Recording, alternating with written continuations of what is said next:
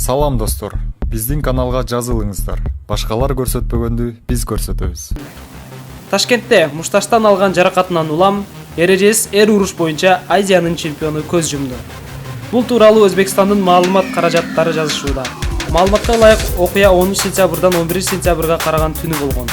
Анда шаардагы кафелердин биринде отурган эки топтун ортосунда жаңжал чыккан. Жаңжалдашкандар сыртка чыгып мушташа кетишкен. Мунун кесепетинен 3 адам ооруканага жеткирилген. Анын бири дарыгерлердин көрсөткөн аракетине карабастан каза болгон.